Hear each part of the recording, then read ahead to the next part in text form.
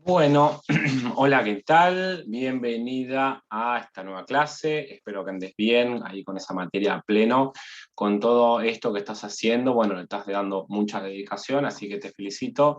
Digamos, lo estás dando todo, así que venís bárbaro. Vamos con la unidad número 8.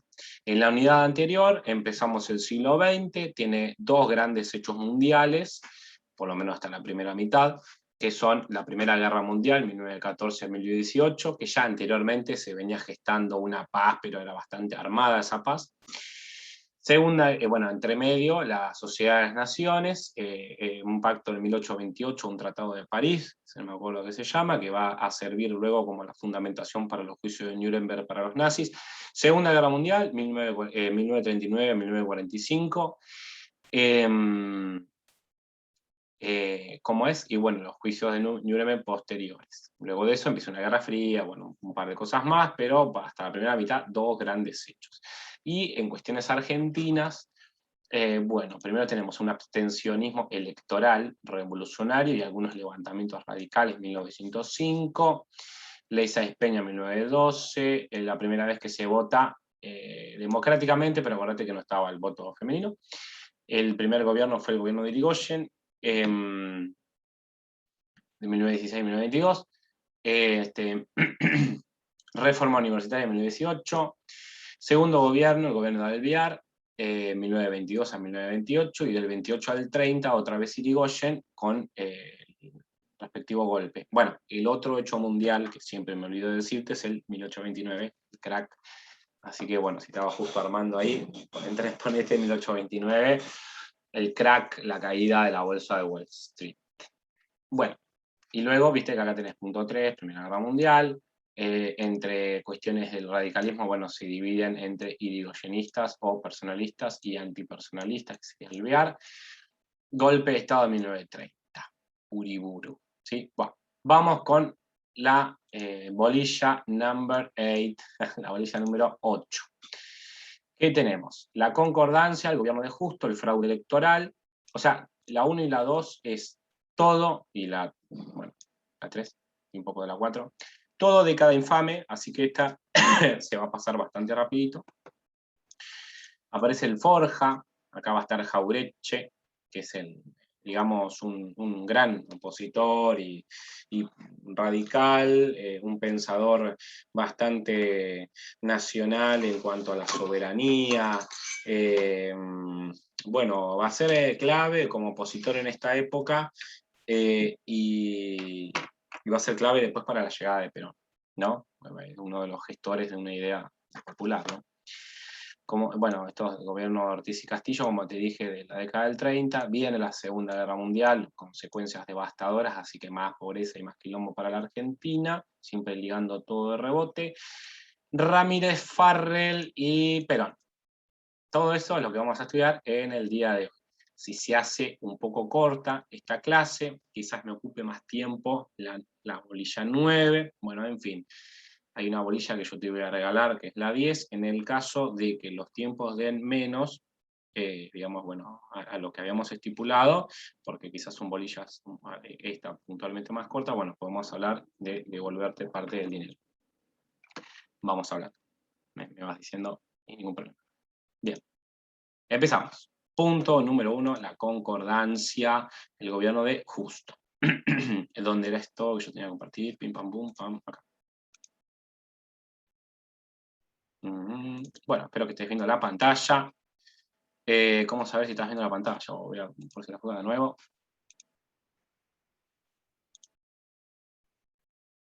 Sí, estabas viendo bien. Bueno, la década infame, si querés anotar, ¿sí? Fíjate que en realidad son 13 años, ¿sí? Pasa que los últimos 3 años aproximadamente es un golpe que le hacen al golpe, y que ese golpe, esos nuevos golpistas, por así decir, van a... bueno, son los que van a originar que de ahí va a salir Perón. Si bien Perón fue votado democráticamente, bueno, es como que van a ser unos militares un poco más del lado del pueblo, más o menos. Bueno, fíjate las fechas. Uriburu se queda al golpe del 30 al 32. Agustín Pedro Justo, del 32 al 38, dura 6 años, como si fuera un presidente, cualquiera, esto es mentira, un fraude, cualquiera, esto son dictadores, ¿no? Ortiz, del 38 al 40, Castillo, Farrell y Perón. Acá te ponen hasta Castillo en esta imagen. Bueno, la concordancia acá te abro, es, digamos, es el nombre, el apodo que le dan al gobierno de Justo. Es una alianza política que gestan entre, digamos, parte de la aristocracia terrateniente y los militares.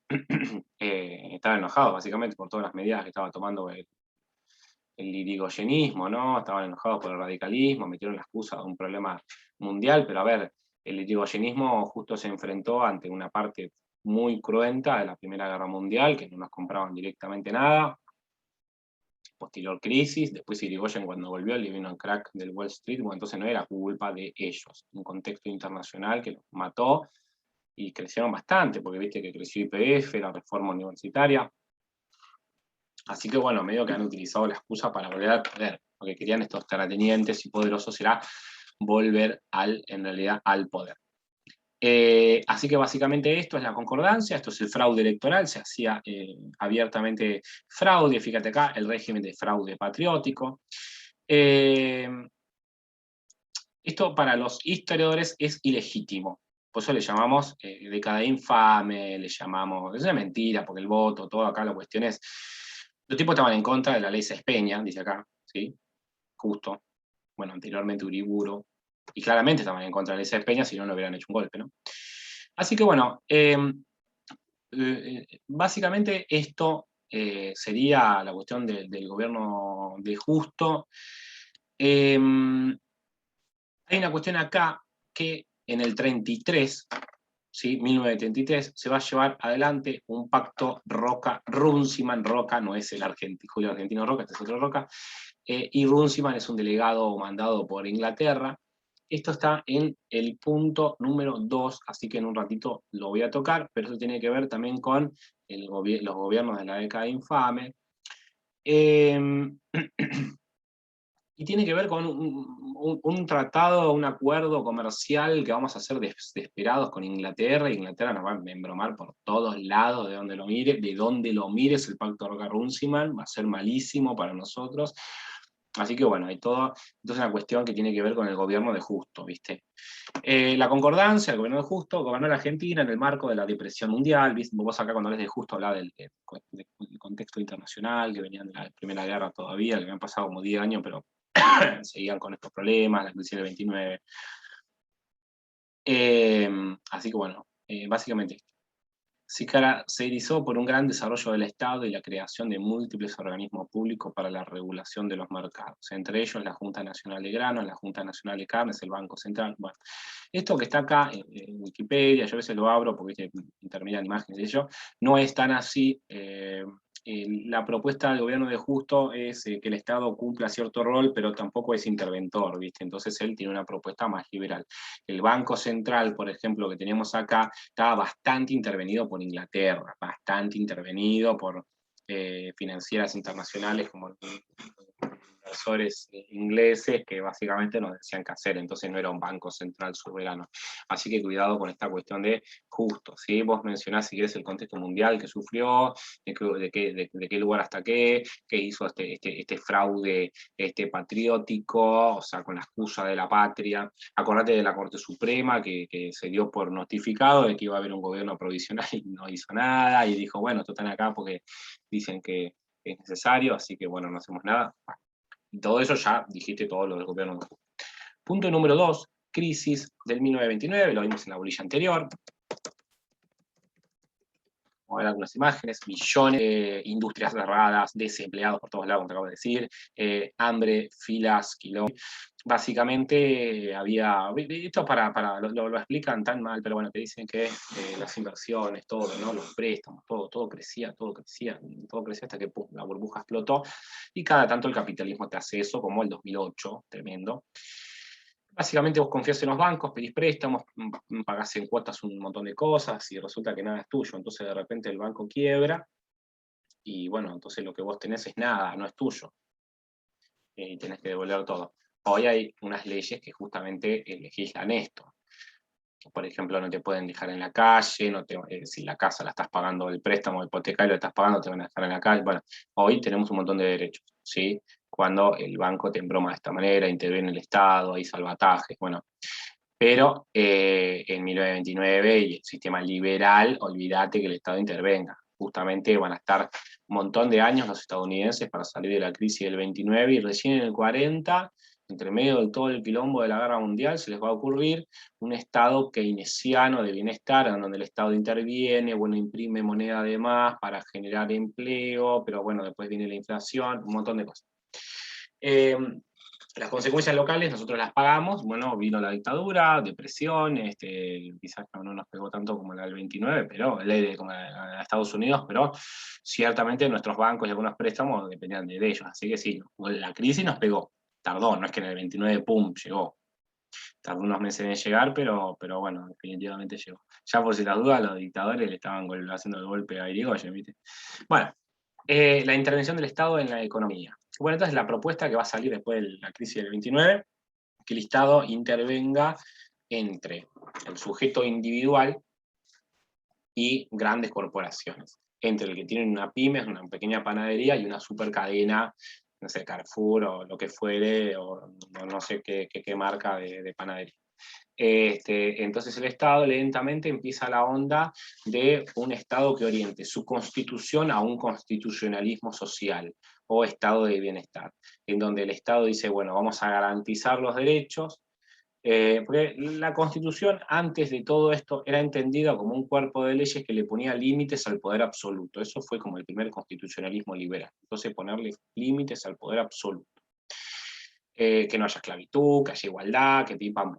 Pero no garantizaba las condiciones necesarias, no te hablaba de derechos humanos, bueno, partía de un concepto de la igualdad, pero no como generadora de un estado de situación de igualdad.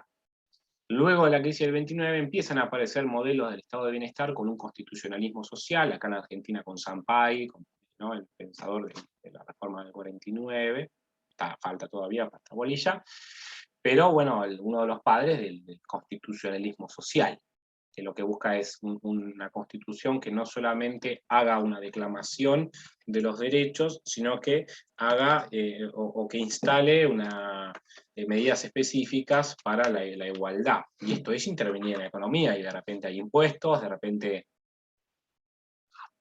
impuestos que van destinados para, no sé, la educación, la salud, de repente hay nuevos hospitales, hay nuevas escuelas, así que enfermerías, bueno, un montón de cosas. Bueno, punto número 2, ¿no? Seguimos, punto seguido, dice firma del pacto Roca-Runciman entre la Argentina y el Reino Unido. Acá hay algunos dibujitos, a ver si salen. Chistoso, acá hay un super dos glotones ingleses comiendo. Bueno, en esta época salen un montón de dibujos animados. Nosotros fuimos con no sé, con nada, a pedir por favor que nos compren carne, y Inglaterra nos hizo obligarnos a nosotros, que nosotros nos comprometiéramos al envío de tantas cantidades de toneladas de carne, y ellos tenían la posibilidad de decir si querían o no comprarnos. Teníamos que comprarle carbón, nada que ver, eso nos lo hicieron con el ferrocarril, también le teníamos que comprar carbón, y ellos intervenían de alguna manera, nuestro Banco Central, bueno, eso es típico de cuando firmamos algún tratado, algún acuerdo internacional, siempre alguno, o pedimos plata, ¿viste? Siempre alguno nos pide, no sé, el Fondo Monetario Internacional nos pide, bueno, pero me controlás la emisión, no subís no sé, a los jubilados y no pagas los medicamentos, ¿viste? Si no sabías, bueno, te estás enterando ahora que cuando pedimos préstamo siempre nos piden alguna cuestión rara de estas. Bueno, en este caso, el Tratado Roca-Runciman, fíjate acá abajo dice el pacto estatuto legal del coloniaje, ¿viste? Lo ven como que seguimos en esta idea de colonización.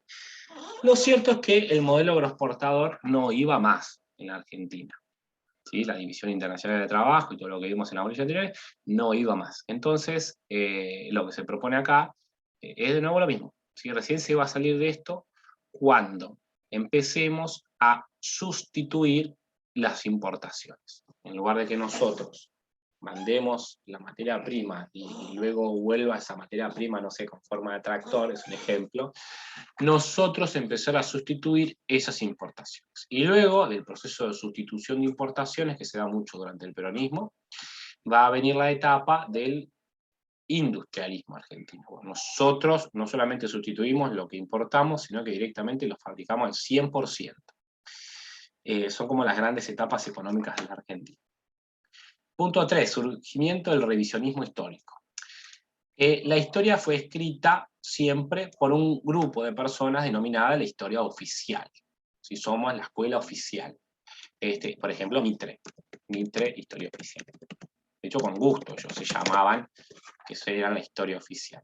Es una redacción de la historia desde la perspectiva porteña, me estoy trabando, espero que se esté escuchando, desde la perspectiva porteña, desde la perspectiva bastante unitaria, desde una perspectiva liberal, de una perspectiva en donde el Estado, digamos, la Constitución, quiero decir, lo que hace es garantizar que el Estado no avasalle digamos, las libertades individuales. Entonces hablan de libertad de culto y un montón de cosas muy lindas, pero que en el fondo no hablan de una constitución social. Cuidado. Bueno, entonces esta historia oficial tiene estas cuestiones bastante porteñas, bastante liberales. Ahora, empiezan a aparecer un grupo de personas que proponen una historia crítica. Lentamente aparece una sociología crítica, ¿sí? Social, que analiza la cuestión social, la cuestión obrera, el anarquismo, el socialismo, empiezan a analizar, vienen con toda esa teoría. Hay una nueva forma de hacer la historia, que viene de franceses. Hay una escuela de los anales franceses.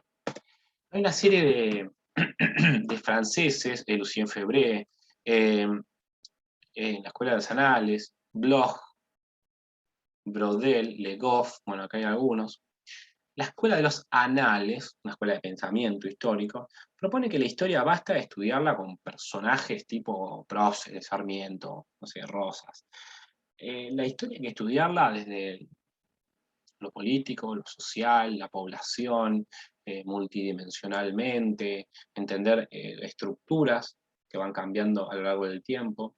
Entonces el estudio, y qué estructuras no cambian, ¿no? Y que es necesario cambiarlas. Entonces la escuela de los anales apunta a un estudio de estructuras, ¿no? Que se mantienen durante el tiempo, qué sé yo, la aristocracia. Que encima de repente el prócer es Mitre, no todo el pueblo debajo, laburando, pobres, sin derechos. Entonces, bueno, proponen una mirada completamente crítica. Y esta forma de hacer historia, yo vengo mucho de esta escuela de pensamiento también, como historiador, digamos, por ahí un libro de estos tipos, historiadores, no van fecha por fecha, y prócer por prócer, por ahí un libro de estos te ocupa 3 siglos, y te hablan de la familia patriarcal, en 3 siglos, 4. Y te metieron 4 siglos juntos y te dicen, mira, esta estructura se mantuvo durante todo ese tiempo. Entonces te hacen un detallado, o sea, el libro de historia acá tiene un sentido que es para no sé, llamar la atención de la actualidad, no es para chumeríos o para una sumatoria cronológica de fechas. Tiene un sentido, una lucha, una reivindicación de algo, querer que el pueblo tome conciencia de algo. Bueno, entonces todo esto se llama revisionismo histórico. Y en este revisionismo aparece el Forja, acá te abro, Fuerza de Orientación Radical de la Joven Argentina, Forja. ¿Sí? Una agrupación política, quilombera, gran opositora de todo lo que estaba sucediendo, el peronismo no existía en este momento, el socialismo hacía lo que podía. Bueno, así que, bueno, a ver, ¿verdad? Asesinato. Acá está Jaureche, que te dije hace un rato, sí, un gran, pero zarpado personaje de la política argentina. Asesinato en el Senado.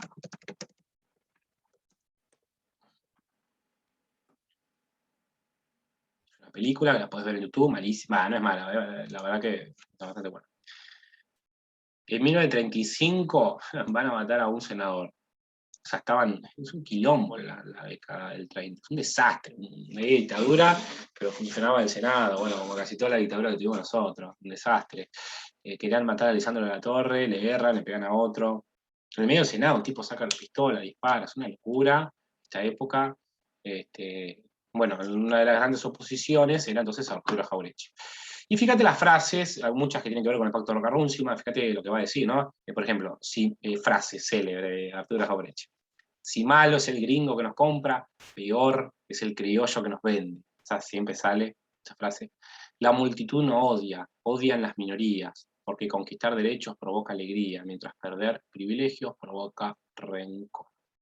Él hizo un libro, Manual de Sonceras Argentinas, se llama, bueno, él tiene varios libros, pero habla de una soberanía y un Estado de Derecho, se empieza a hablar de esto, ¿no? El Estado de Derecho, que es una constitución que garantiza la igualdad de oportunidades, ¿no? El Estado de Derecho, se empieza a hablar, constitucionalismo social, se empieza a hablar de todo esto en la década del 30. Pero bueno, nosotros veníamos con un montón de dictados. Bueno, luego cambian de gobierno, viene Ramón Castillo, abogado, juez, docente y político, re conservador el tipo, ¿no? A este le van a hacer el golpe militar, el golpe dentro del golpe. Bueno, cuestionadísimo por el fraude militar. Acá, básicamente, en esta bolilla, te recomiendo que menciones esta cuestión, ¿no?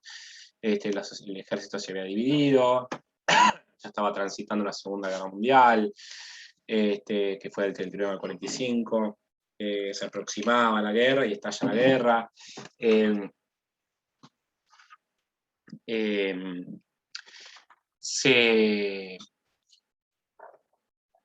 Digamos, nosotros le vamos a declarar la guerra a Alemania, pero van a ser como en los últimos meses, medio cualquiera. Así que bueno, tuvimos una política pacifista, pero después cuando vimos que nos convenía aliarnos con los aliados, bueno, Francia, Inglaterra, Estados Unidos, nos vamos a poner del lado de ellos. Así que bueno, de Castillo no te van a tomar nada más, quizás más de lo que leas, en el caso de que quieras leer algo, pero bueno, el Estado tiene que enfrentar la crisis que se avecinaba y que luego estalló por la Guerra Mundial, el ejército que se dividía en dos, la problemática de la postura que había que tomar, inflación, el pacto Roca-Runciman que no funciona, el Banco Central que no era tan autónomo como se creía, bueno, todo eso durante el gobierno de Castillo. Ortiz y Castillo. Acá te lo tengo Ortiz, Teresa Roech. Porque el de Ortiz es bastante de transición, por eso te lo pasé de largo. ¿Qué te puedo decir de Ortiz? Era diputado, político, había sido ministro de Obras Públicas, ministro de Hacienda, bueno, y llega a ser presidente. Primero Castillo, después Ortiz.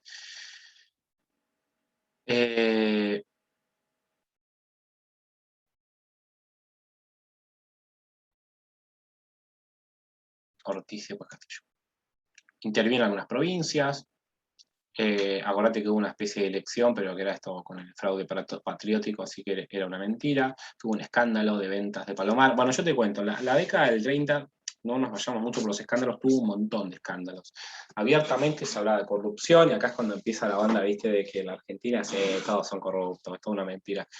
Había pasado una cuestión de los niños cantores, viste, en el bingo cantaban los números, viste, los niños cantores, bueno, habían descubierto que unos niños habían duplicado unas bolas con los números de la lotería, y habían cantado, se habían puesto de acuerdo con el que cantaba, y hicieron todo todo un armado laberíntico para lograr quedarse con el dinero, y se enteró todo el mundo. O sea, ganaron, les salió bien, pero al rato se enteró todo el mundo que habían hecho trampa. Entonces, bueno, como que ya la política estaba altamente desgastada, altamente desgastada. Y bueno, como te digo, 1939 termina por explotar la Segunda Guerra Mundial.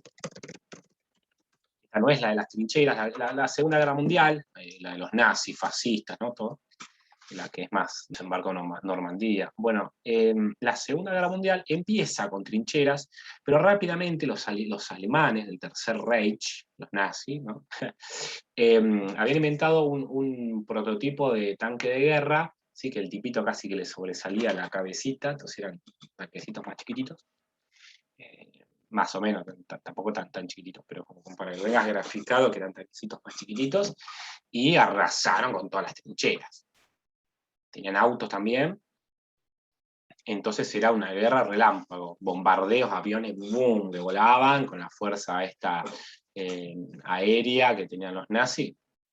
funcionó increíble, y bueno, arrasaron de golpe, de entrada, Polonia, firmando con los rusos, firmaron una especie de pacto de no agresión. O sea, los nazis perseguían comunistas. Rusia ya era comunista, de la Unión Soviética. Pero fíjate vos qué raro, los nazis acuerdan con los rusos. Polonia, cuando está por ser invadida, dijo, a mi espalda está Rusia, seguramente como están matando comunistas los nazis, seguramente los comunistas atrás mío me van a saltar a defender. Y no, se enteraron que Rusia dijo a los nazis, bueno, invadan, yo no hago nada. Los nazis pasaron por Polonia y los polacos no tuvieron qué hacer, no pudieron hacer nada. Y bueno, y estalla la guerra mundial. Avanza sobre Francia, súper rápido. Entonces, nada de trinchera acá, ¿sí? Por más que en algún lado puedas ver que se parapetan un poco, qué sé yo, bueno, pero no están 3 años en una trinchera ni ahí.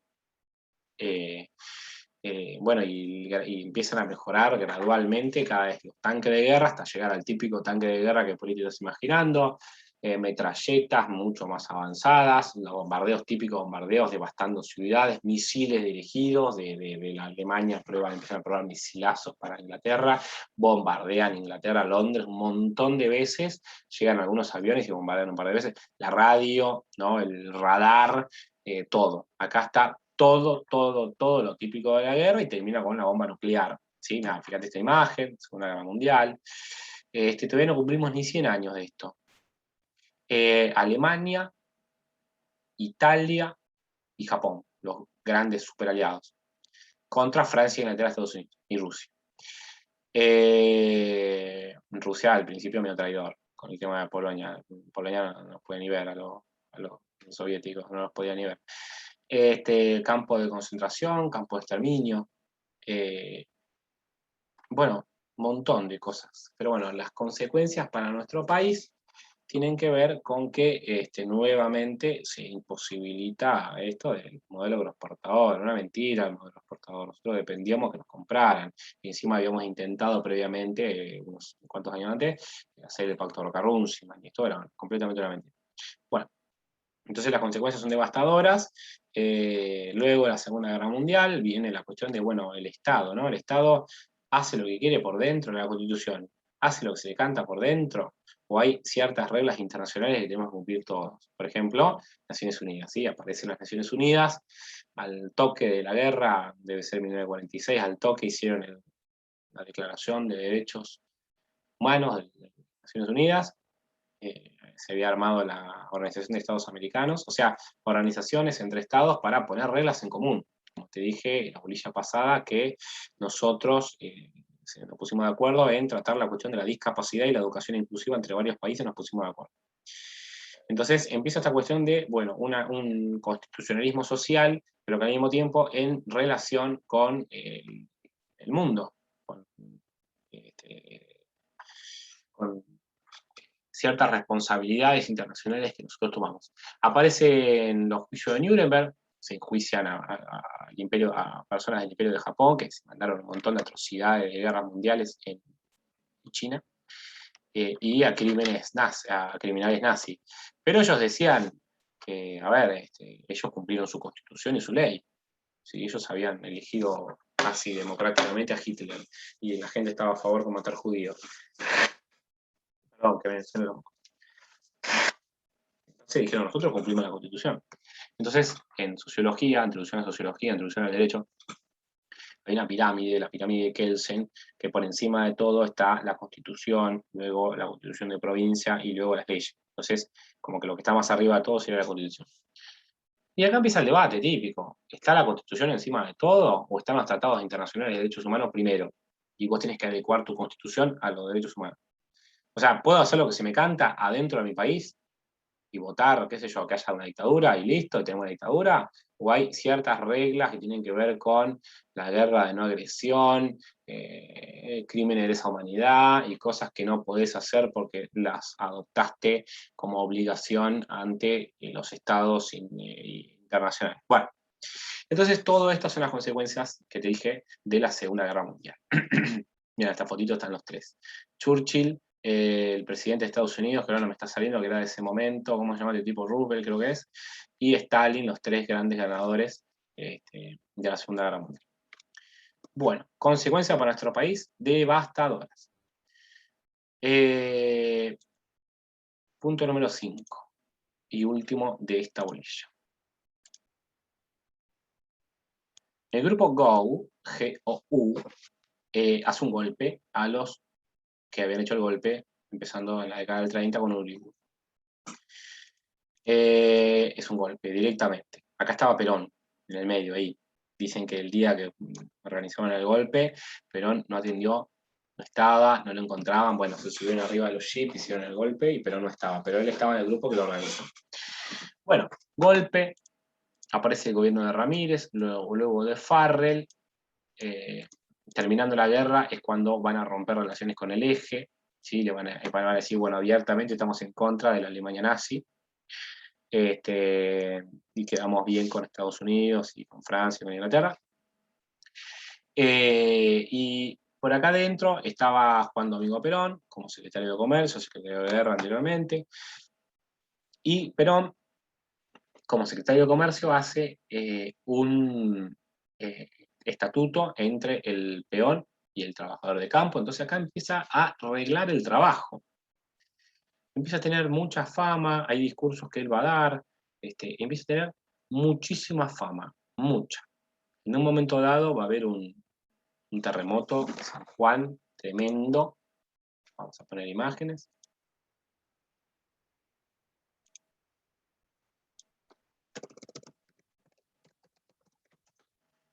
Bueno, entonces terremotos lamentablemente ya han salido en 1944, a este me refiero, no, esta no, bueno, más o menos la que está en blanco y negro. Y lo que hace Perón es hacer una serie de actos teatrales, botar plata, pedir dinero. Entonces, como que le gustó a Perón, ¿viste? En Estado que intervenga, en lugar de juntar moneditas pidiendo solidaridad, ¿por qué no esto tendría que ser el objetivo y la misión del Estado? ¿Por qué no tiene que ser esto? En lugar de juntar, ¿no? El Estado se encarga de esto. Le gustó mucho la idea, empieza a tener mucha fama, Perón, y ahí se empieza a formar toda su teoría, ¿viste? Acá es cuando conoce a Eva Duarte, que se va a casar luego con ella, Eva Duarte de Perón, Evita, ¿no? Bueno, se van a llamar a las elecciones. Vos sabés que Farrell lo va a querer meter preso a Perón, no le gustaba nada que este tipo tuviera tanta fama. Lo meten preso en la isla Martín García. Irigoyen había estado preso en la isla Martín García. Luego lo mandaron a Perón y luego lo van a mandar a Frondizi, cualquiera. Bueno, la gente reclamando que vuelva a Perón, todos los trabajadores ahí que les empezaba a gustar la onda del peronismo, y ahí está el típico día 17 de octubre, van a hacer unos quilombos, qué sé yo, o sea, fíjate el poder que tenía este chabón, era ni presidente. Bueno, ahí Farrell dice, bueno, listo, lo libero a Perón, bueno, se hace un acto, 17 de octubre sale Perón acá, a la plaza, hace un discurso muy interesante, habla de las masas, el pueblo, los derechos, el trabajador, el oligarca, y bueno, hace el peronismo. Entonces, esto sería el surgimiento del peronismo. 17 de octubre de 1945, empieza la sociedad de masas, el constitucionalismo social, el estado del benefactor. Entonces, claramente es un cambio de época claro, evidente, y por eso hay un corte, ¿no? Entre el modelo agroexportador, el comienzo de la democracia, cómo se tambalea el modelo agroexportador durante un montón de años, y listo, el comienzo de la sustitución de importaciones y la posterior industrialización. A ver. Dame un segundito. Bueno, voy a poner play acá, ya te muestro la imagen. La segunda bolilla vamos a ver algunos videitos que por ahí te grafican un poco mejor. Ah, no. Bueno, no, los videos que tengo ya empiezan con la primera presidencia, así que bueno. Dijimos toda la bolilla.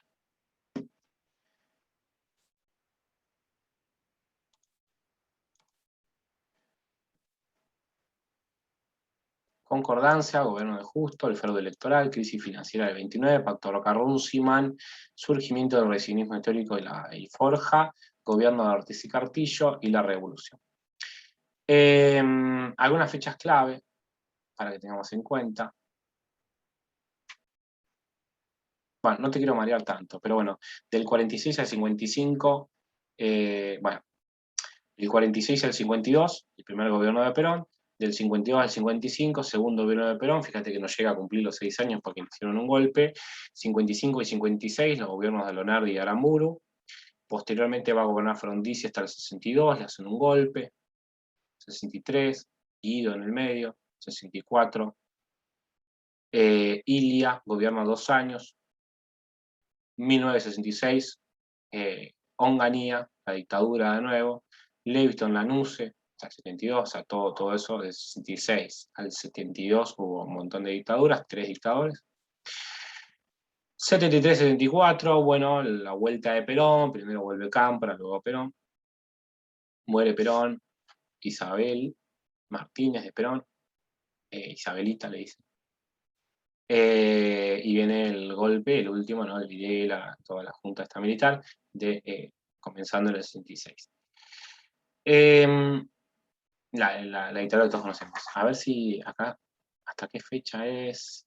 Sí, esto hasta la década del 90. Bueno, así que vamos a continuar. Un par de fechas para que tengas en cuenta, las tengas bien en claro. El contexto internacional, ya sabes, lo de la Segunda Guerra Mundial que te dije, y el contexto posterior es la Revolución Cubana, que ha sido un quilombo bárbaro en la década del 50, y la Guerra Fría entre si era un Estado capitalista o un Estado comunista. Entonces el gobierno peronista estaba en el medio, era un Estado capitalista pero que intervenía y quería la lucha por la igualdad, no sé qué. Entonces te miraba mal Estados Unidos porque pensaba que eras comunista, entonces tenía ahí cuidado, ¿viste? Si hablabas bien del Che Guevara. O sea, el peronismo estaba como justo en el medio, es una tercera posición, entonces, bueno, Estados Unidos va a estar siempre vigilanteando que Argentina no se corriera directamente para el lado de la izquierda. También va a haber algunas guerras muy interesantes, lamentables, que tienen que ver con la guerra de Corea del Sur y del Norte, luego la guerra de Vietnam, entre Vietnam del Sur y Vietnam del Norte. Todo por Guerra Fría. Muy simple. Hay una parte de Corea, la del norte, que quería ser comunista, Estados Unidos interviene. Rusia le da armas a los comunistas, Estados Unidos interviene porque no quería que el comunismo se propagara, y se matan. Claro, la Guerra Fría porque no se mataron en sus propios territorios, en Estados Unidos y en Rusia, se peleaban en otros.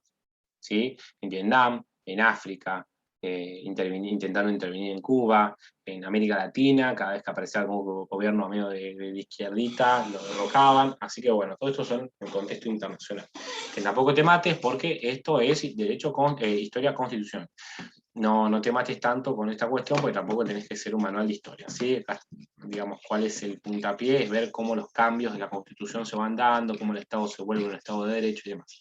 Bueno, continuamos rapidito a la otra bolilla. Te mando un saludo. Nos vemos. Bueno, para mí no te veo, pero ya me pongo a hacer el otro video y te lo mando.